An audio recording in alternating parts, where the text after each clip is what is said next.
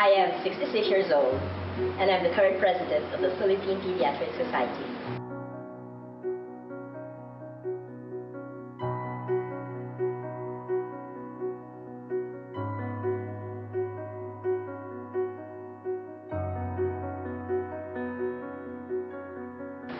Years ago, people may be asking if I did not get bored staying in the same institution or even sorority for that matter. My answer? Certainly not. Look at all these people I have company with.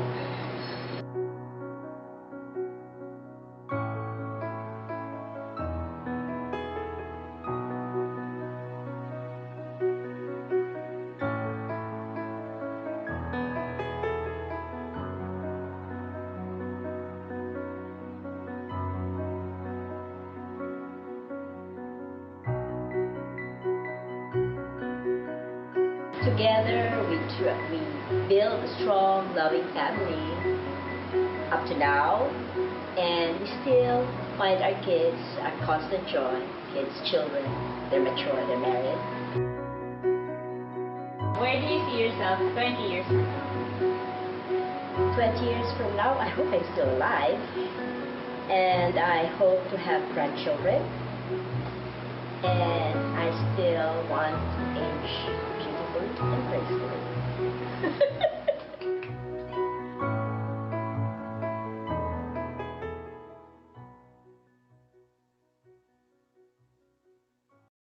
Good morning, or good lunch, good afternoon. In behalf of my family, the Rodriguez Gatchalian clan, let me express our heartfelt and sincerest gratitude to the Department of Pediatrics, headed of the PGH, UPPGH, headed by our sis Lorna Abad, and the entire CSES of the Mu Sigma Phi sorority, headed by our sis MES. She's Mariel Salces, correct? And well, because you have embarked on such an grandiose and worthwhile project to remember a most outstanding pediatric infectious disease, a frontliner, my wife, my love, a most loving mother, a sister, colleague, mentor, researcher, name it, the line goes on. And she's nobody else but Sally Rodriguez Gatchalian.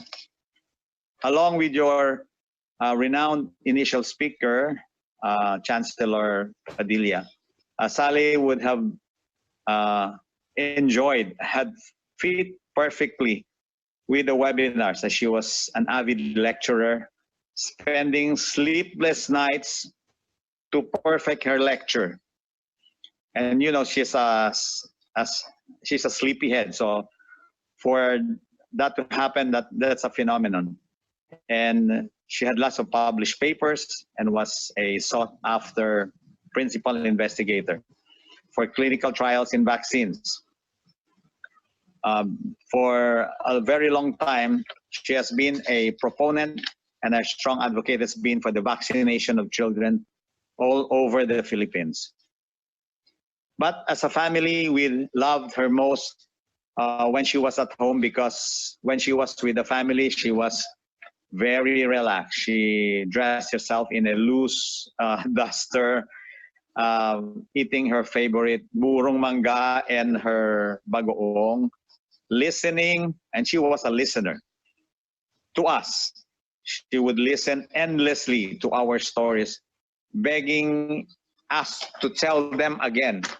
Joff and the wife, Lies, and then Gail, but she's already in the States, but you know, we can talk on the phone and by Viber.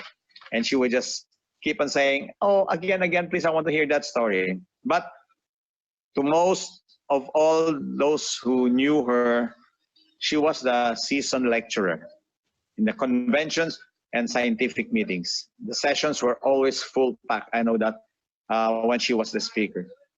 And therefore, in behalf of my family, Joff and Lai, Gail and Sean, and soon I'm going to be she should have been a grandmother, care of Gail, we would like to welcome everyone to this webinar, which I know is going to last for about a year, because our CSIS and the Department of Pediatrics has elevated Sally to becoming a hero of medicine with honor and distinction that is granted only to a very few that I know. And I know that she will provide an inspiration and a model for all those who shall follow this path. Our gratitude goes to all those who prepared this, the CSIS of the Mu Sigma Phi,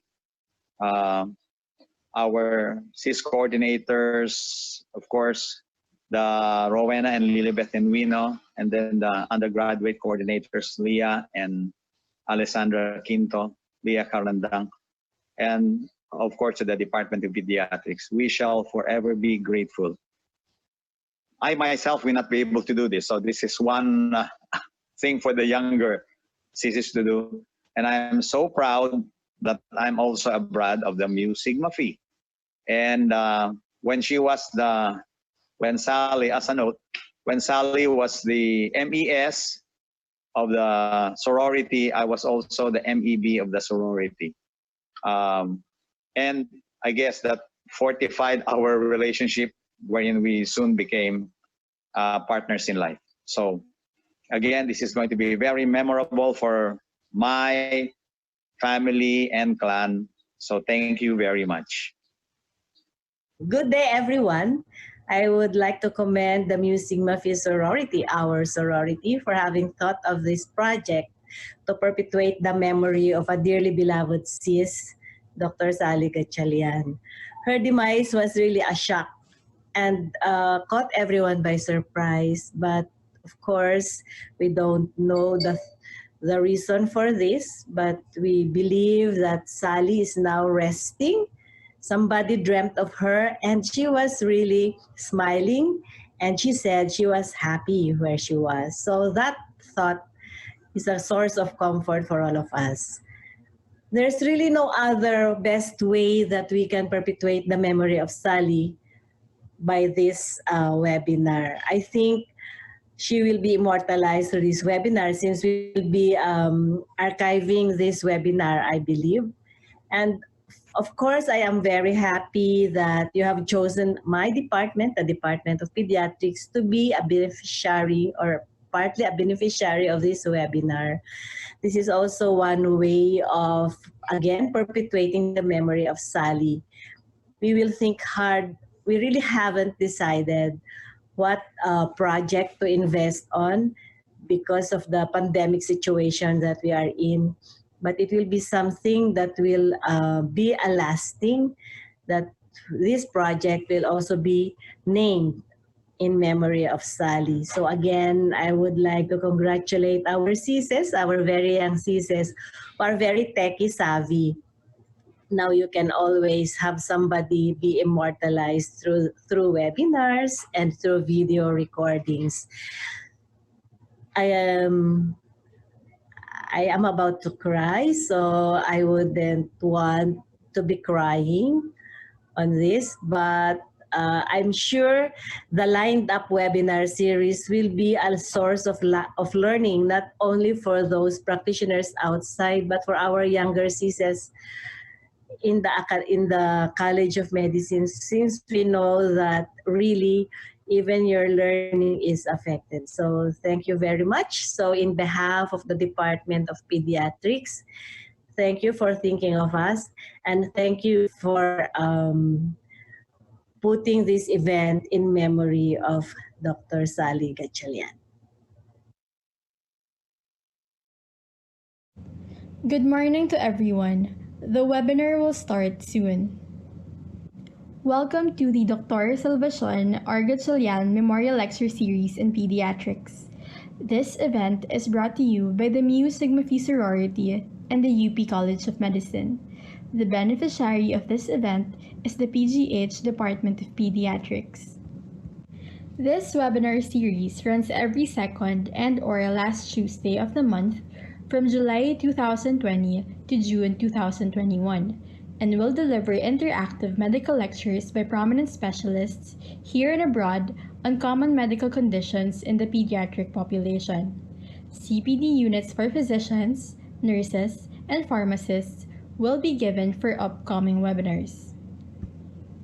To receive email reminders to future webinars, please register at bit.ly/mewebinars2020. Registration is free and open to physicians, healthcare professionals, medical and allied medical students, and lay observers.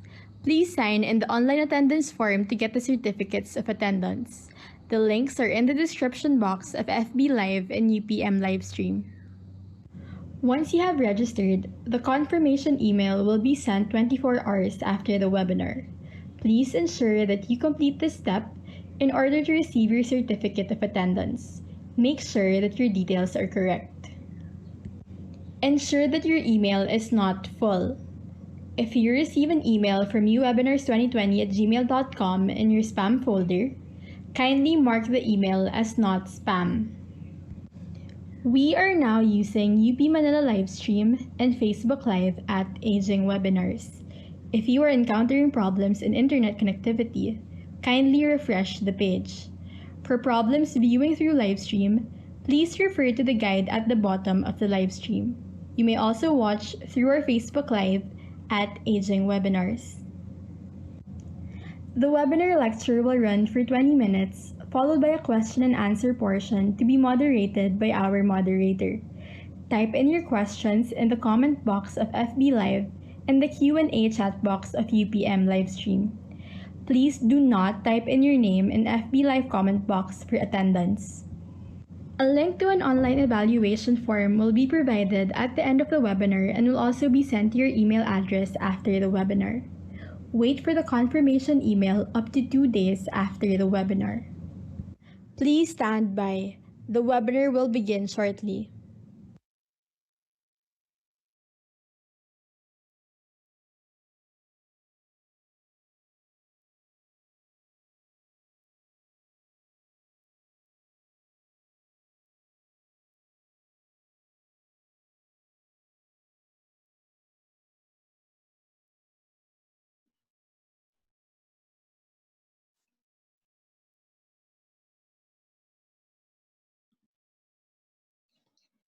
Good morning, everyone. The time in Manila is now 11:58 a.m. I am Dr. R. Tumulak from the Mu Sigma Phi Sorority Batch 2007, speaking in behalf of the webinar team of the Mu Sigma Phi Sorority. We are streaming live from the video conference room of the UP Manila Information Management Service. Welcome to the launch of the Dr. Salvacion R. Gatchalian Memorial Webinar Lecture Series to honor our respected colleague who was a leading infectious disease pediatrician, president of the Philippine Pediatric Society, and a beloved sister and mentor to us at the Mu Sigma Phi sorority. We greatly mourn her loss, and we hope that by educating others about the special health concerns of the pediatric population, we honor her legacy. For today's inaugural webinar, we are privileged to have a distinguished alumna of the UP College of Medicine Class 1981 as our speaker. She completed her pediatrics residency training at the Philippine General Hospital and went on to finish her fellowship in clinical genetics at the Royal Alexandria Hospital for Children in Sydney, Australia. She is not only a professor of pediatrics at the UP College of Medicine, but is also a pioneer in newborn screening and clinical genetics at the NIH. Ladies and gentlemen, let us give a warm welcome to the current Chancellor of UP Manila, Dr. Carmencita D. Padilla, Mu Sigma Phi Sorority Batch 1981.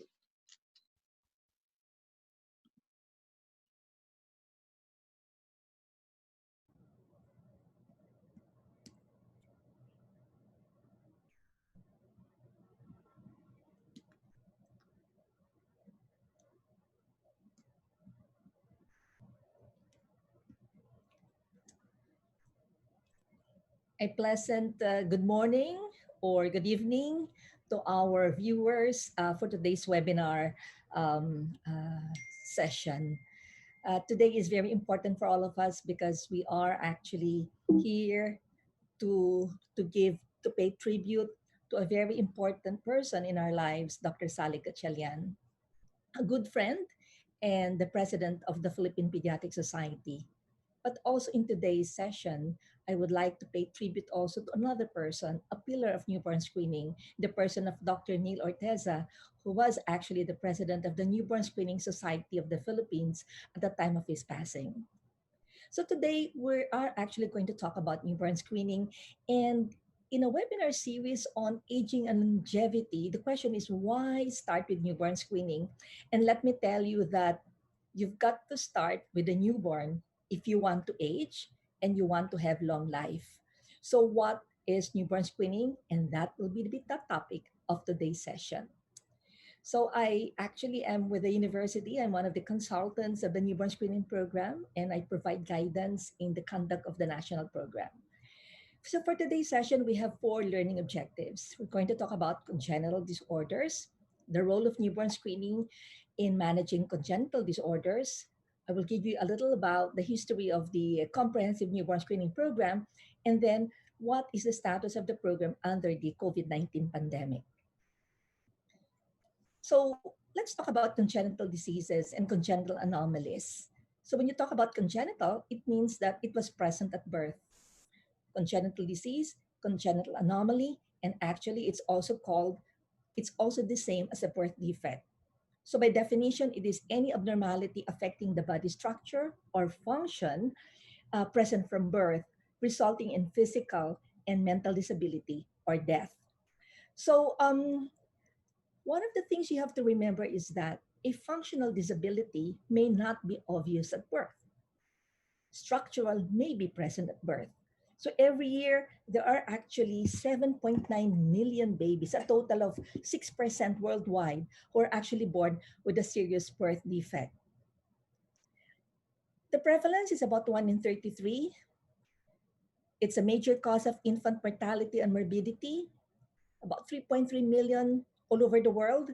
And the babies with serious defects actually die early, and those who will survive will actually be disabled. And this is even a bigger problem for the low and middle income countries.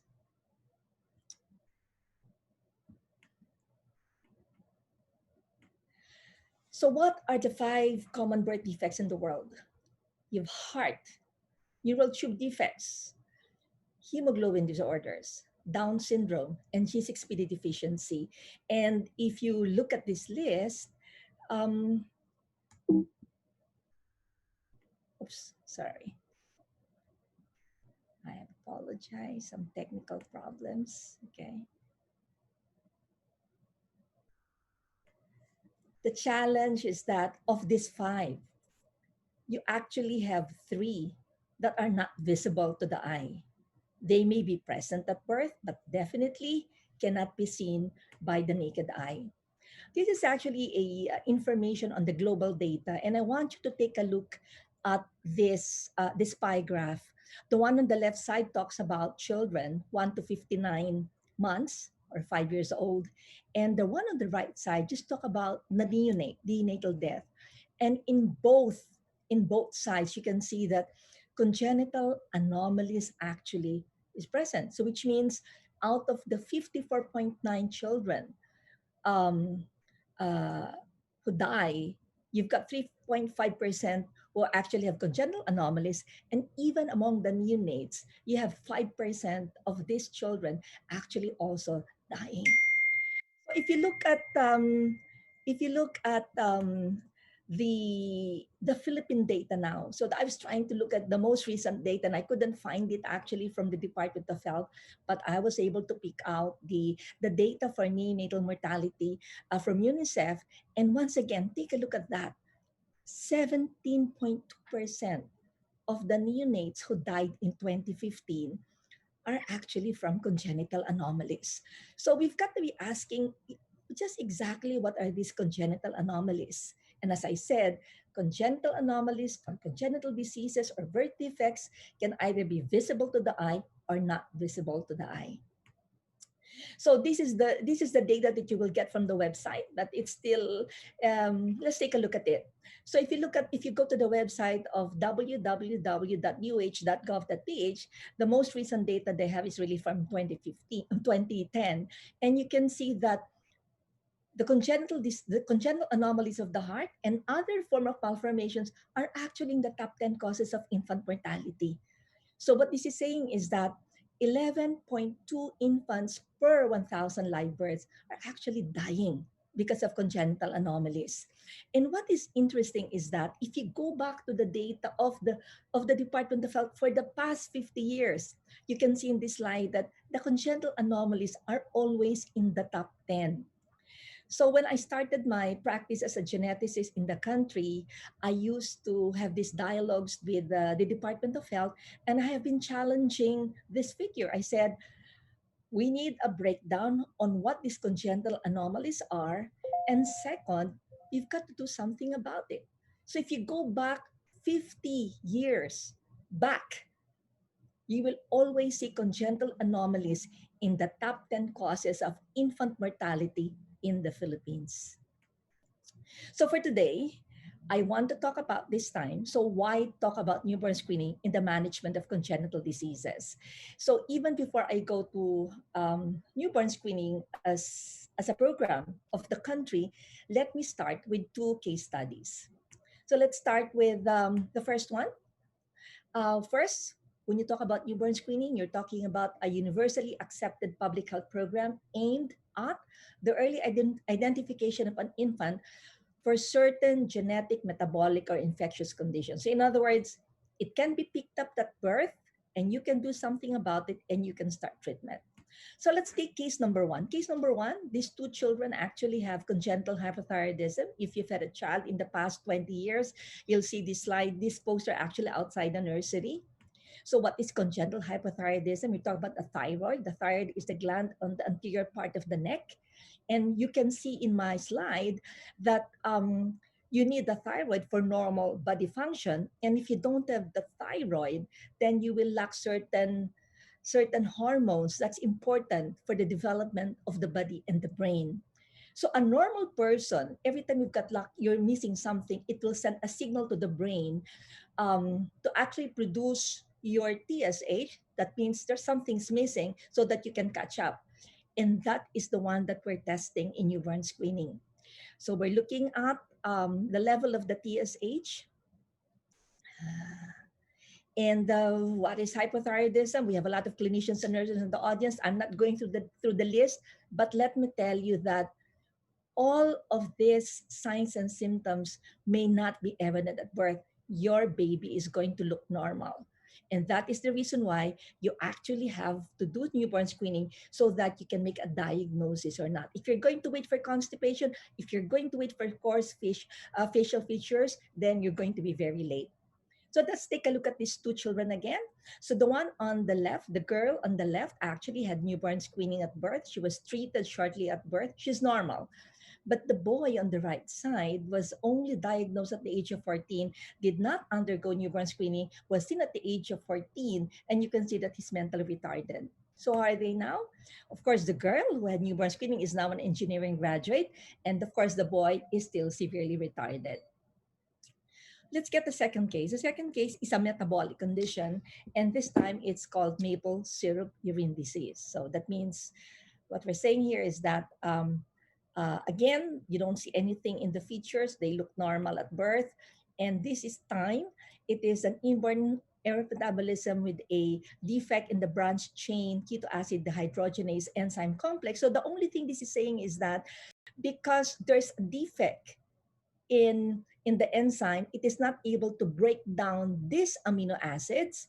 And since you are not able to break it down, then it becomes poison to the body. So schematically, what we're saying is that if you've got an enzyme, you can break it down. But if you've got maple syrup urine disease, you cannot break down your amino acids. And that is the one that causes toxicity to the body and to the brain. What are the symptoms?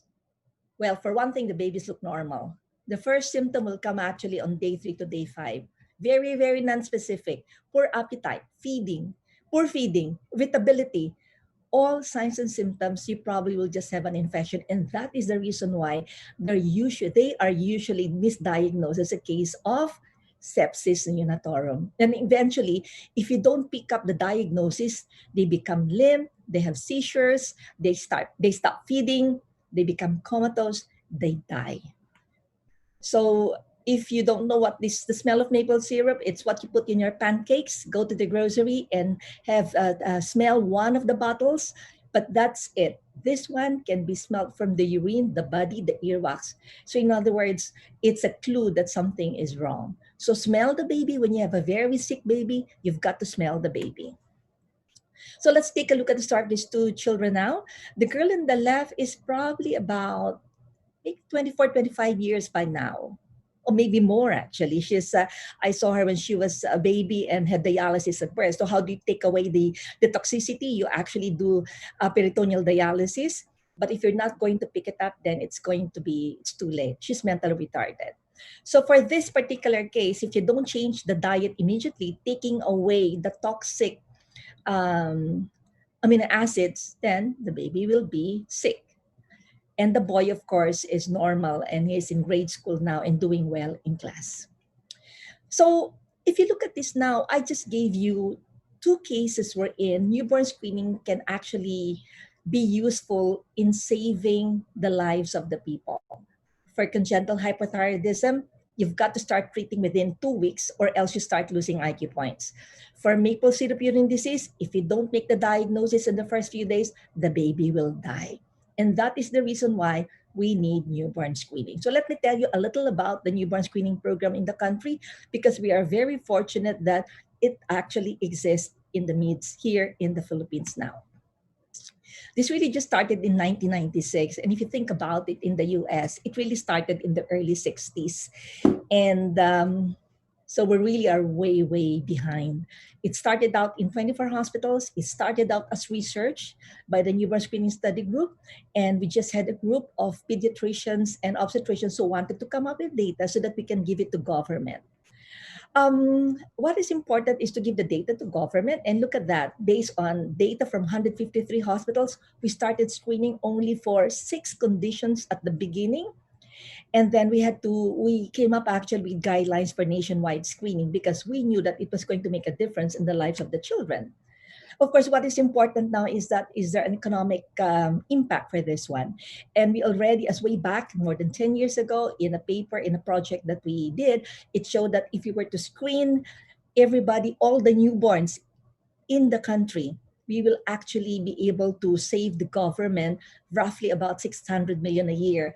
And why is that so? Because the babies will not die, babies will not be retarded, but instead they will be functional individuals who eventually will be taxpayers, because it's very difficult to take care of a retarded child.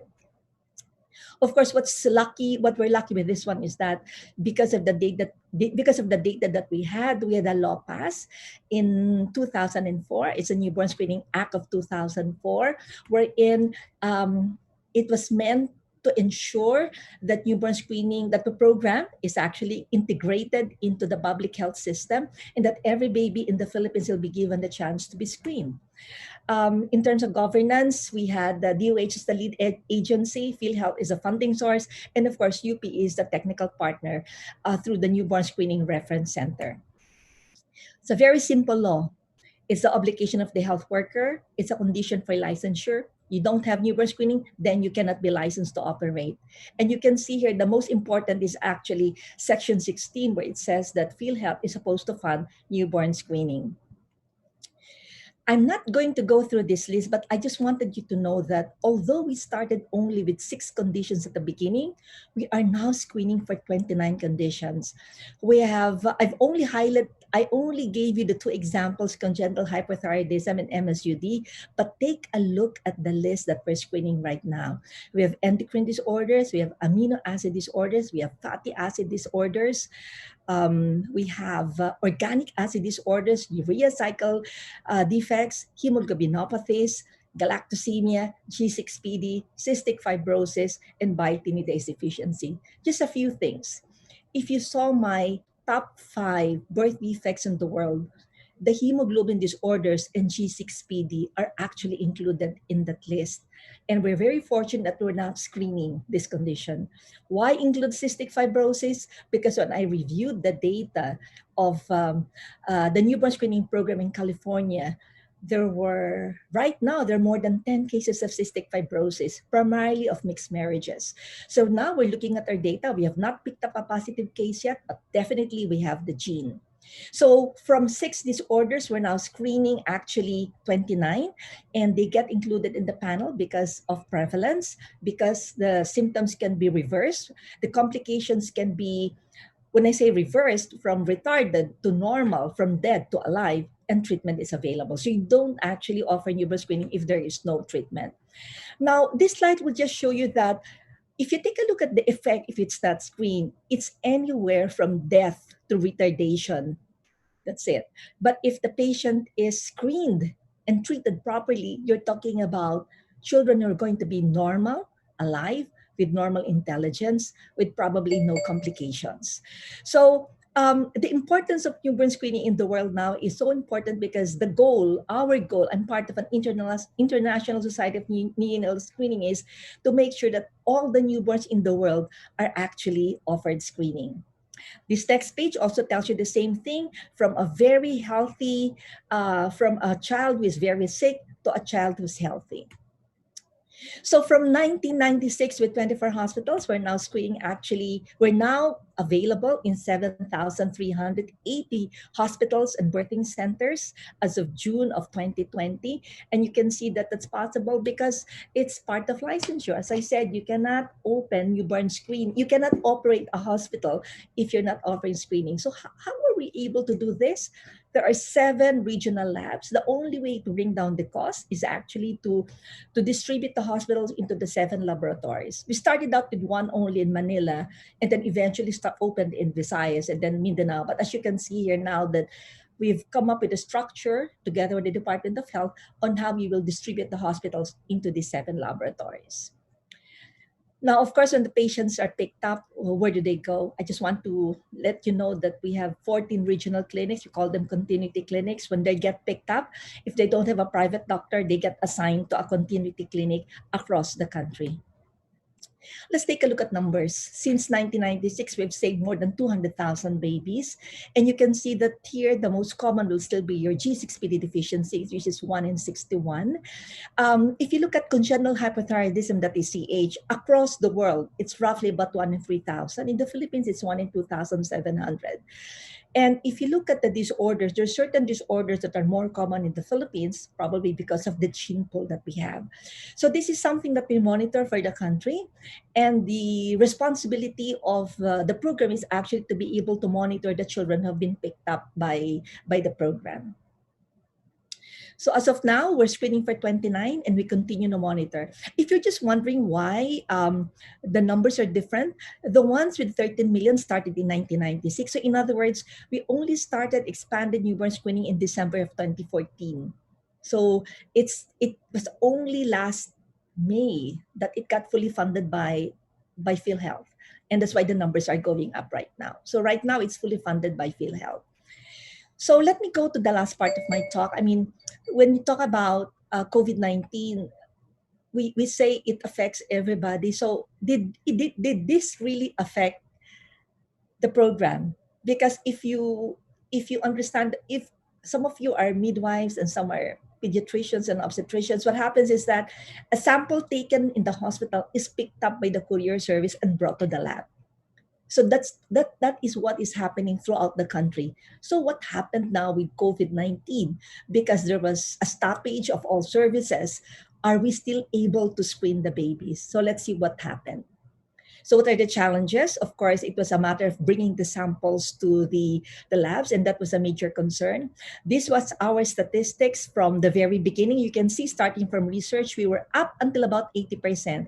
And let me tell you that the only thing that we were actually trying to put together was the babies born at home. So if you look at that, if when time comes, all the babies are born in the hospital or the birthing facility, then the coverage is going to be 100%.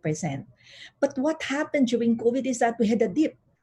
to be honest, I thought it's going to be much, much lower than this. So with the stoppage of the courier services, what did the laboratories do? And this is very interesting. They started using the police officers. They actually got the Philippine National Police, the Coast Guard. They had to find a way to get the samples from the hospitals or the birthing facility to the lab. And each of the centers or the lab had to come up with how to handle with this. This is a project in Batanes, so that means every island in the country has to send the samples. In this case, in Batanes, they got the Navy to get the samples from the hospitals in Batanes down to the lab, and the lab is actually in Mariano Marcos, so it's not really nearby. Take a look at this one. This is actually in the Visayas. They use the Air Force. They mobilize all the municipal health officers. Instead of being picked up, they identify drop-off points because they know that a single baby is not screened and picked up immediately can mean a dead baby. So in this particular case, you can see that also in Mindanao, they use the military aircraft. And did you know that if we have to bring samples or let's say even milk to another part of an island, we had to use the military.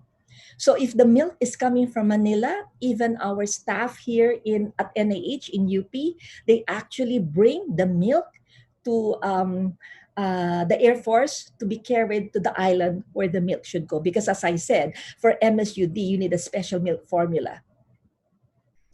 So in this case, you can see they've used everything, anywhere from a van to an airplane to the Navy.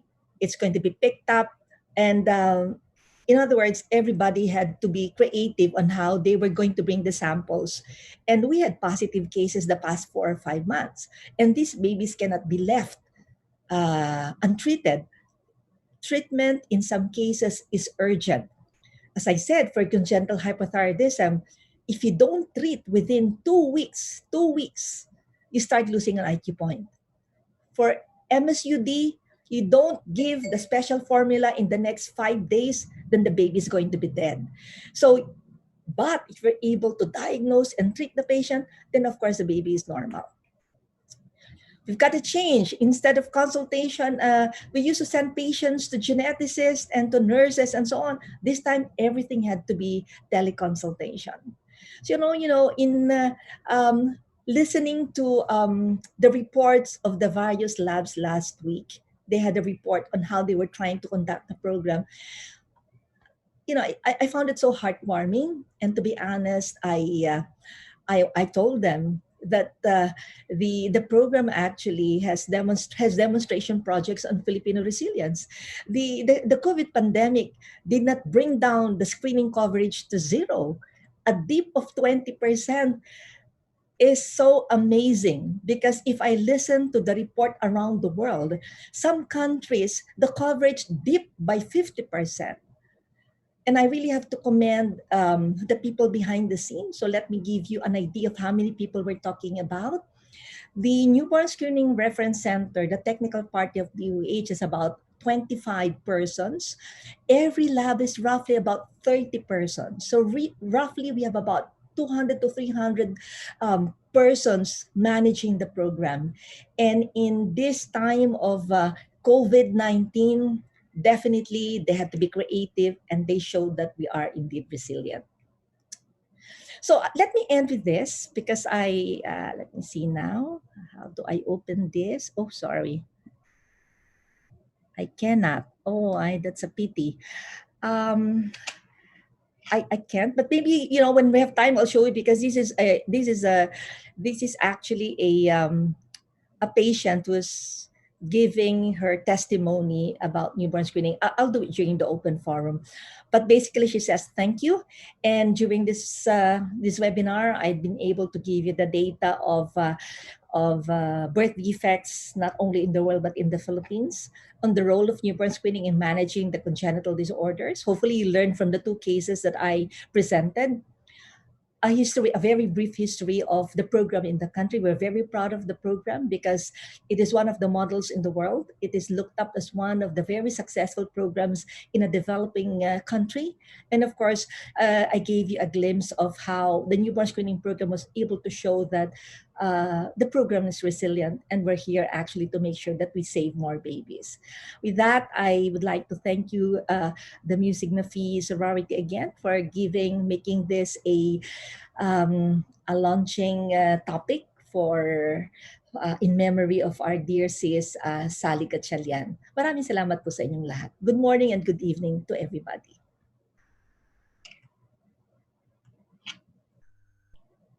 Okay, thank you, Chancellor Padilla, for that very insightful lecture.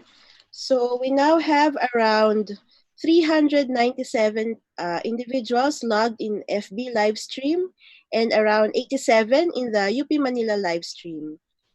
So we would like to acknowledge our sponsor for today's webinar, the Newborn Screening Society of the Philippines, Incorporated. I'm sure that our audience has learned the value of newborn screening in adequately recognizing and managing congenital diseases. So questions can be now typed in the Q&A chat box in the UP Manila live stream and in the comments box in FB Live. So we have our first question, Chancellor. What innovations can be applied to the newborn screening program? Okay, am I on? Yes. When you talk about innovation, are you talking about technology, or are you talking about innovations in implementing the program? Because there are many ways. We don't have a local kit that is, as far back as I can remember, I was trying to get researchers to do a local kit for me, but I had to make sure it was low cost. So nobody has produced a local kit for me. That's one. It's basically a program. What has happened in that, what we have shown so far is innovations it was really more of innovations in the program development. So because it's a program rather than a technology. If I can get a local kit, that is one area of that can be used. If I had this, one of my challenges actually to the food and FNRI, Food and Nutrition Research Institute, is to come up with a protein-free pandesal, to come up with protein-free flour so that the babies can have zero protein cake. This is what I've been asking. So there are areas for innovation that I need somebody to pick it up as a research project that we can pass on to government for funding. Okay, thank you, Chancellor. Hopefully there are some researchers watching this webinar, so they may have ideas on to pick up your suggestions. So another question is there any contraindication for newborn screening? Oh no, there is no contraindication. Everybody must be screened. If your age is, you see, we only started in 1996, so we are the lucky ones. So we are the lucky ones in the sense that we were not screened, but we're normal.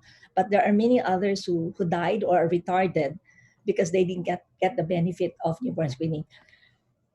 There's no contraindication whether you're premature or whether you have a congenital heart disease. This is actually for all newborns. I did not talk about timing because sometimes when you're premature, we need to do a repeat test. So in other words, there are tests that will have to be repeated because of age, or let's say if you're very sick and it cannot be done. But if you're talking about just the concept of newborn screening, everybody must be screened. And that's why I'm saying that as a listener right now, you can either be if you're a professional, you can advocate to your patients. But if you are an upcoming mother, a future mother, a father, aunt, or a grandmother, I'd like you to become an advocate after this lecture because it's really for everybody. No exceptions. Thank you, Chancellor. Another question. Maybe what you're saying is, if you're talking about, because we used to get consent, and when it became a law, there's no more consent. So if I change that question, can a person opt out? Because there are some religions that opt out, you'll have to sign a dissent. Okay, but technically the child is not exempted because you can save the baby from retardation or death. Thank you, Chancellor. So another question, do we have any plans to screen for other disorders aside from the 29 that we are already screening for?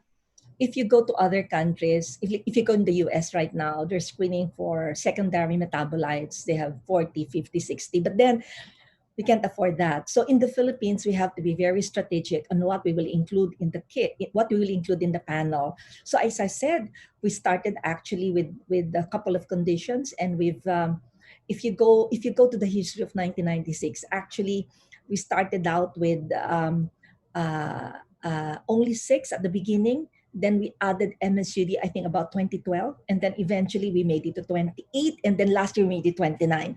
But we will not add the condition if there's no treatment, there is no point.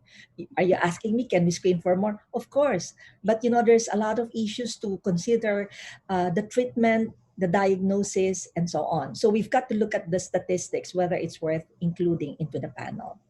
Okay, thank you, Chancellor. Another question. You said that MSUD patients need to be diagnosed and given appropriate formula within 5 days. However, newborn screening results usually take longer. So Okay. how can this be handled efficiently? So this is the way it works, because I didn't discuss this. When a baby has a test, okay, so the baby has a test, and after 24 hours, and ideally should be sent to the lab the following day. It gets to the lab by day 3 or 4.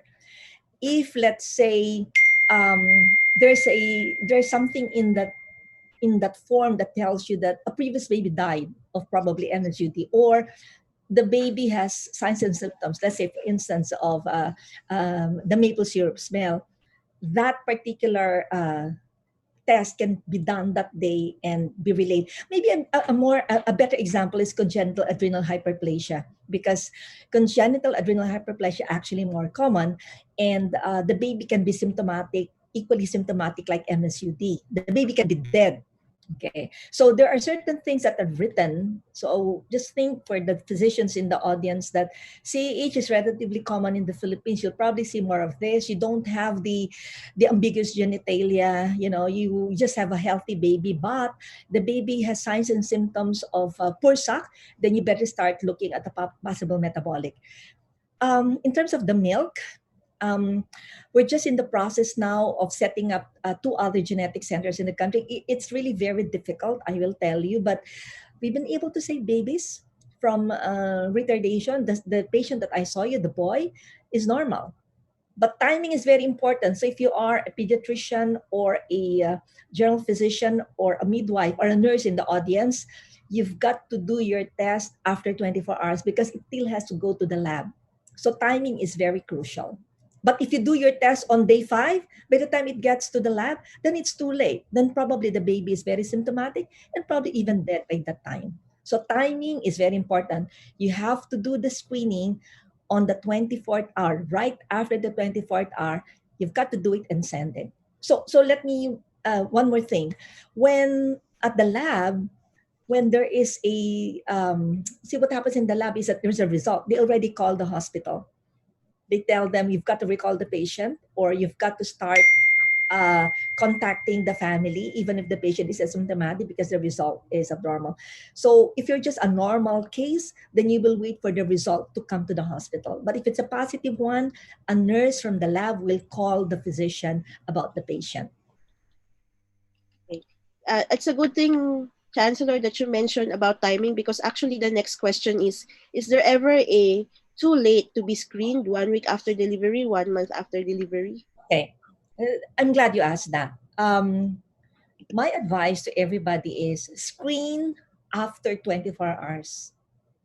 If the patient is premature or really sick, we still want a test to be done and to be repeated actually at 2 weeks. So we have a protocol. We have a protocol for very sick babies, premature. There's a timing whether you repeat it at 2 weeks or 1 month. Right now, the protocols you should repeat after a month. Okay, so you have to understand it's only a screen. This is a screening. It's just like employment. There's a screen. So in other words, for the physicians, if there are signs and symptoms, you're not going to wait really for the result. Or if there are already signs and symptoms, you're going to call the lab and say, you know, this patient is showing signs and symptoms of probable MSGC. Can I have the result? Can you put it up front? Okay, so in terms of timing, it's very challenging, and that is something that's being monitored by the program. So when I talk about the program, we just don't do the test.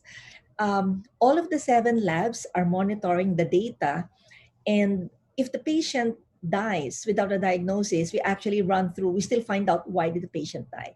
So timing is really very crucial. But let me tell you that through the years, from 1990s until now, there has been a lot of improvement already in the way in the timing of the submission of the samples. But there's a lot of room for improvement. That's why I'm appealing to the nurses, the midwives, and pediatricians in the audience to please do the test after 24 hours. No hoarding of samples. There was a time, long time ago, when they would keep the samples in the drawer and sort of like get 3 days supply of cards before sending. No, even if it's only 1 sample, you've got to send it to the lab. And of course, because of COVID, we even have a bigger problem right now. But as I said, I'm very impressed that we only had a dip of 20% as compared to other countries who had a dip of 50% coverage. Thank you, Chancellor. You mentioned earlier that we have a protocol for sick babies, premature babies. So actually, the next question is it okay to screen the baby even if the baby has a fever?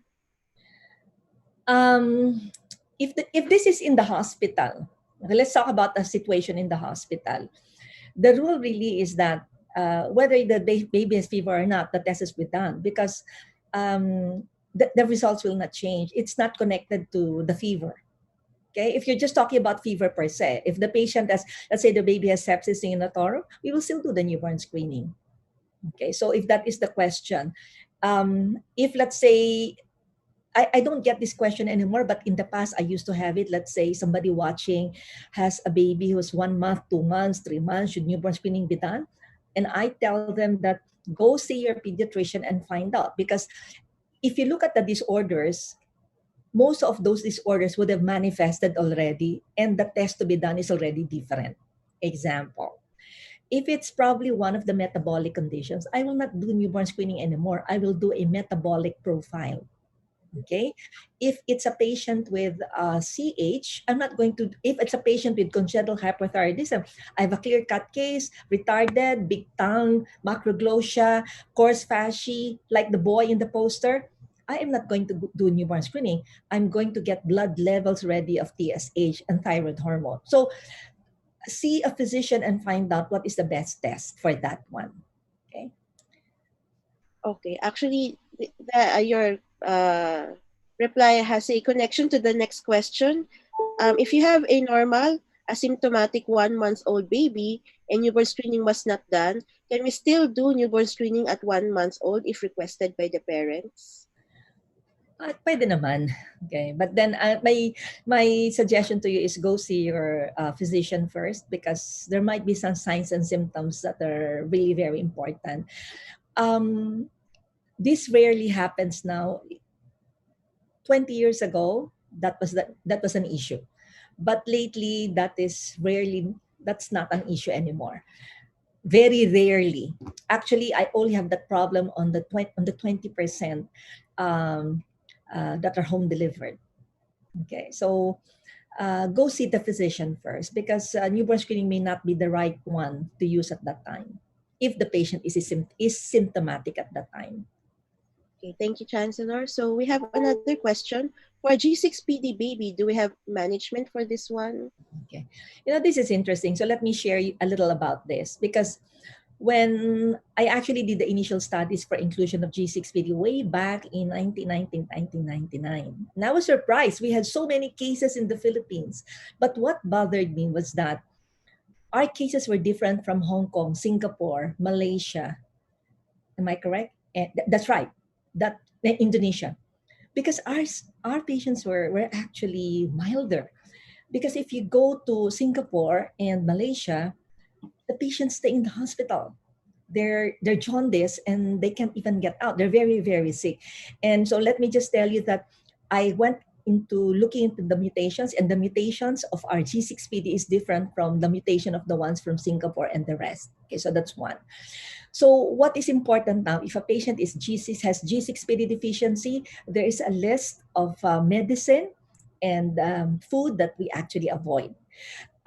If you look at the one in the Mediterranean, because there's a belt wherein the incidence is high, the fava beans is actually notorious for G6PD deficiency. And although I used to say there is no fava beans in the Philippines, but now I see it in the exotic restaurants. So my advice to you is, if you have a child with G6PD deficiency, always take a look, and just always take a look at the menu, especially if you go to a Mediterranean restaurant. Number two, we have a certain mixed nuts that has fava beans.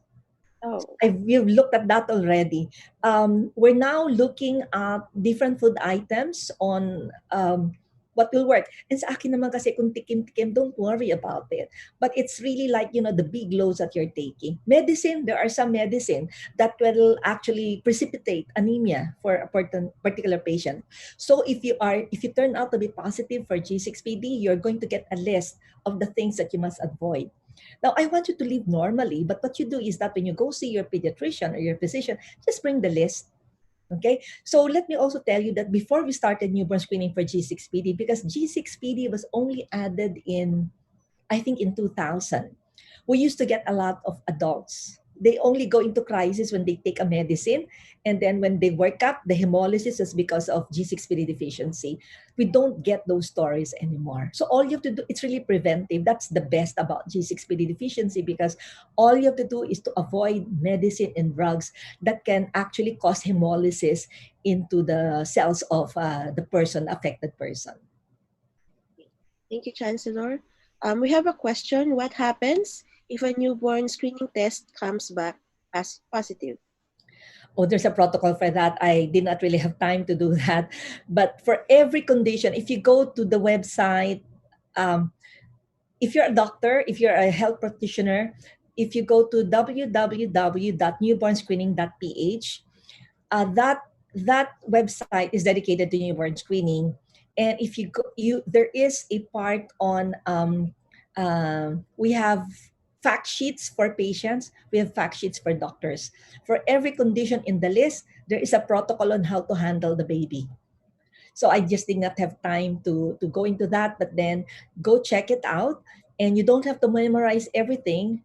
All you have to do is to go to the website, pick out the condition of your baby, and you have the data that you need to explain to the parents. Okay, so depending on what is positive, the management is different. And by the way, if your screen is positive, there's a protocol wherein we confirm. Remember, it's only a screen. It is not the confirmation.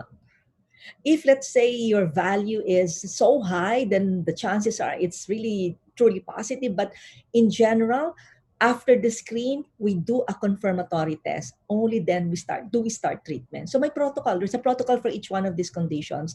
And we have a panel of experts for each of the conditions. So, and the panel of experts are, let's say, for the endocrine disorders, we have a group of endocrinologists. For the hemoglobin disorders, a group of hematologists. For the metabolic conditions, a group of metabolic geneticists. And our fact sheets are updated every year. So it's you can be comfortable that if you use it, then it's updated. And it has a couple of references. Thank you, Chancellor. So, in connection again to what you mentioned about true positives, do we have, how often is the false negative rate of the newborn screening? It's really small. Let me tell you that a false negative, let's take very concrete examples, because it's maybe the first one I'll say, it's really a cut-off issue. You see, when a cut-off is determined for a certain condition, you can't have too many false positives. But you don't like a false negative. And that in itself is an exercise. As a matter of fact, let's take an example again, congenital hyperthyroidism. The expert panel reviews the data, and they're due to review again to take a look at the results of the children who were positive and exactly what was the lowest cut level that they have. So if, let's say, there was a report that somebody turned negative, we'll have to find out what was the result. Was there a reason for the false negative? And I will give you an example of, let's say, what's a good example for this one, ma'am? A good example is probably for your CAH, wherein they were given steroids. Okay, so you may have the result may not be the correct one, but we rarely have a false negative. But if you have a false negative, we need to know. So we have to tell the physician that if on clinical practice the patient turns out to be a positive or a negative, we need to know because we have to adjust the cutoff. But having run the program now for more than 20 years, that becomes the responsibility of the expert panel. Thank you, Chancellor. So we have a question here. Newborn screening was done on my firstborn. She is an RB case. I think RB stands for retinoblastoma. Why is that? It was Okay. not detected on the newborn screening. Okay, so when you talk about newborn screening, as I said, you only screen for 29 conditions. We're not screening for other things.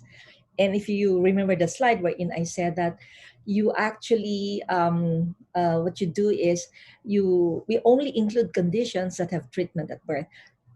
If your question was, I have a family history of cancer and I have a previous child, or I have the history of probably a retinoblastonic case, then we can do a special test for your baby and do a different test, but not newborn screening. We may be screening for a different marker for your particular child.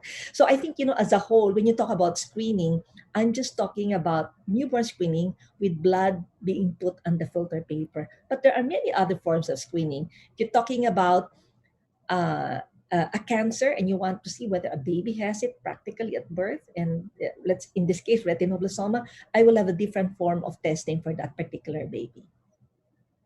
Okay. Thank you, Chancellor.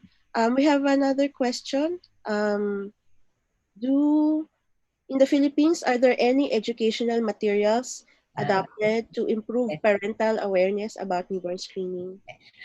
Thank you. I'm glad you asked that. All hospitals and birthing facilities must be distributing the brochures for mothers. So that's a start. Okay, so in other words, if you're pregnant and you're going to have a baby, you're going to get the pink brochure, which talks about newborn screening, and it is supposed to be explained to you. Okay, that's one.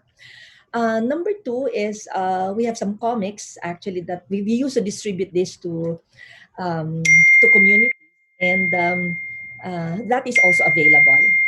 Poster is very visual, and if you go to the poster, it already tells you a message that you've got to do your screening if you want to avoid the boy who's severely retarded. Okay, so that is for the ordinary person. If you want to go to the website again, there are more materials about newborn screening. So if you're talking now about education, we have an upcoming app. So this is now education for the general community, for practitioners and our coordinators. This is going to be launched in October, wherein we're going to use technology to be able to educate our community.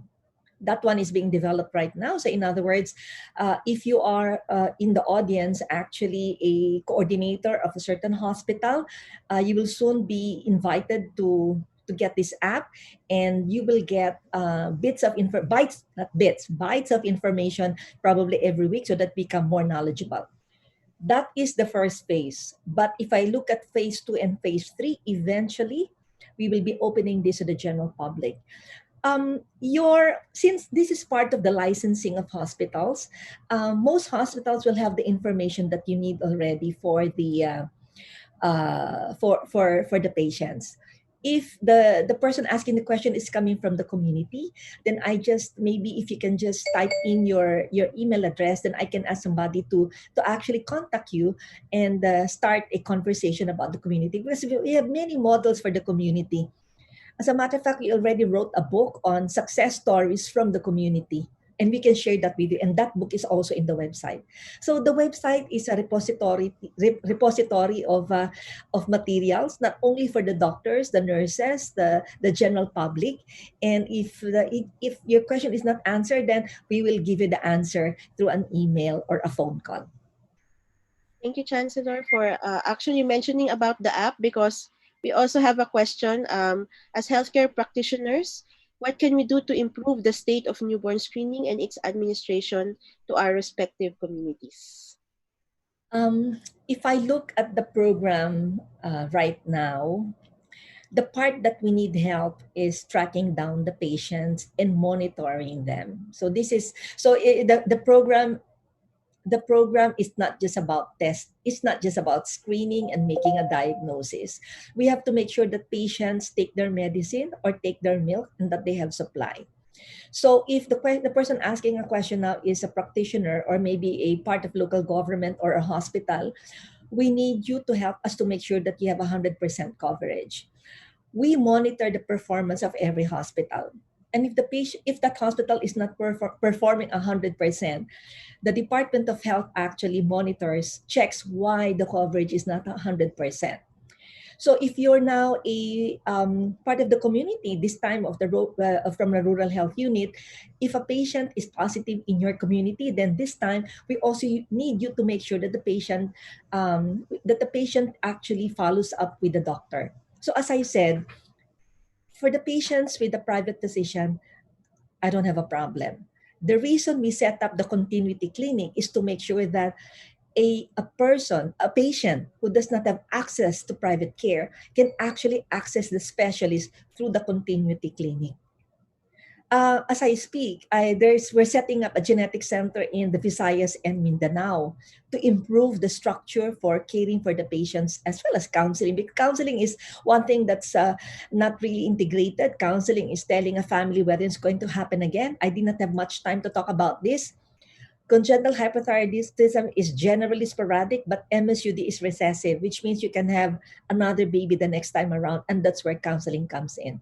So if you're asking how you can help, in many ways, as an advocate in the family, or maybe just improving the performance in your hospital, make it 100%. Do not spare any patient. And if a patient is positive, track down that patient, even if it's up the mountain, because that's what we do. And I just want to mention again, what has happened in uh, Cordillera Autonomous Region, because I'm really touched, because a couple of times that I've gone up Batad and the terraces, when I see a mother carrying a baby and I ask, was newborn screening done? And they will tell me, yes. So we reach out, whether it's through the water or through the mountain, that baby has to be reached. The story of Batanes is another one that's interesting, because they had to find a way to bring the samples to the city, and that was through an airplane. They talked to the pilot. So there are many ways of helping. If you want some more ideas, we'll be more than happy to have a conversation with you. Thank you, Chancellor. So unfortunately, this will be our last question. Speaking about helping and advocacy, is there a formal group that the public can join to advocate for newborn screening? There are many ways. So maybe what I can say is that if you can, if you go through the website again and send us an email, we'll be more than happy to sit down with you. There are many ways of helping, in big ways and small ways. So once again, the website is www.newbornscreening.ph. And the mere fact that you're an advocate after listening to my lecture is already a big help, because we need everybody to be convinced that newborn screening is for us, is for our families, and it's really for the next generation.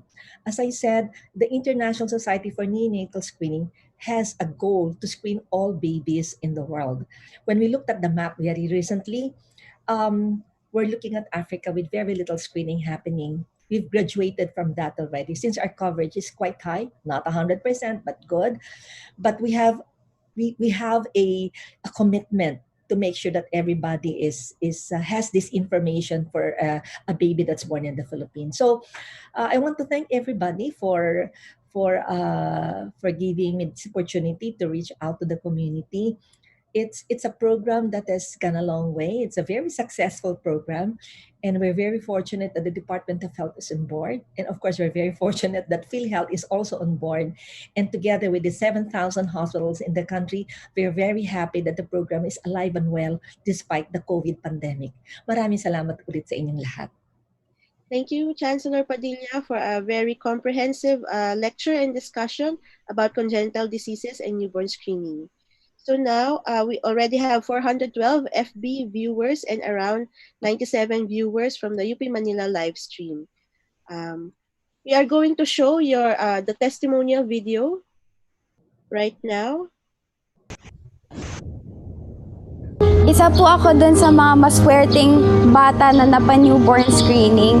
Kasi kung hindi po dahil sa napa-newborn screening ako, hindi po maaagapan po yung mga pwede pong maging simptomas ng kondisyon ko na congenital hypothyroidism. Kung hindi daw po naagapan si Daniela ng sakit niya po ng hypothyroidism, is pwede daw po siyang mag-mentally retarded. For example, 10 years old daw po siya, ang isip niya daw po is 1 year old. So, luckily, naagapan po talaga yung yung sakit niya doon.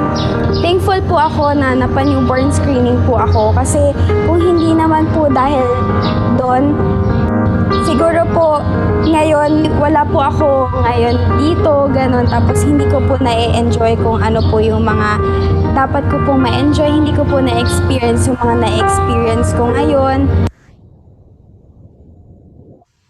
Thank you very much for showing that. I think she's graduating from political science this year. And we have more stories like Daniela and the other patients that we have saved. So once again, thank you very much to all. Thank you also, Chancellor, for your time and for your expertise in sharing in today's webinar. So in summary, we learned from today's webinar that congenital disease is also called a birth defect, and it is a major cause of infant mortality and morbidity. The goal of newborn screening is to screen Filipino newborns for common and rare congenital diseases to reduce preventable deaths. And the pandemic has greatly affected the newborn screening operations in the country, but efforts were made to continue the service for the newborns, demonstrating the Filipino resilience. So that wraps up today's webinar. Thank you as well to Dr. Gatchalian and Dr. Abad for gracing our inaugural webinar. Please note that the next 3 webinars entitled Immunization in a Time of Pandemia will be streamed through fb.com/mspsimmunity and also at livestream.upm.edu.ph. We invite you to join our next webinar on July 28 entitled Balik Tiwala, Balik Bakuna, Debunking Vaccination Myths by Dr. Regina Berba. Also, please join tomorrow for the UP Med webinars on glycemic management by Dr. Laura Rosario Acampado. Also on July 20, there is a webinar on hereditary breast and ovarian cancer by Dr. Mercy Laurino. Finally, we invite you to download the free Aging and Longevity Webinars Handbook from tinyurl.com/agingwebinarhandbook with 23 chapters on different topics regarding the health of the geriatric community. This handbook serves as an excellent resource for healthcare workers everywhere. Thank you to our online audience who tuned in to today's session. Please stay for some reminders and have a safe week ahead. Thank you. The medical webinars team of the Mu Sigma Phi sorority would like to thank our partners, the UP College of Medicine and the Mu Sigma Phi Foundation. We are also grateful for the support from the Postgraduate Institute of Medicine and the UP Manila Information Management Service. Most of all, we thank you, our participants, for spending your lunch hour with us. To receive your certificate of attendance, kindly answer the evaluation form by visiting the link on your screen within 7 days. The certificates will be emailed to your registered email address within 2 to 4 weeks. For more details and updates, please check our Facebook page at facebook.com/agingwebinars and our Twitter timeline at twitter.com/pediatricwebinars. You may also email us at mewebinars2020@gmail.com. Today's webinar recording and all webinar recordings may be viewed at the Aging and Longevity Facebook page. Thank you very much for attending this webinar. Have a good day.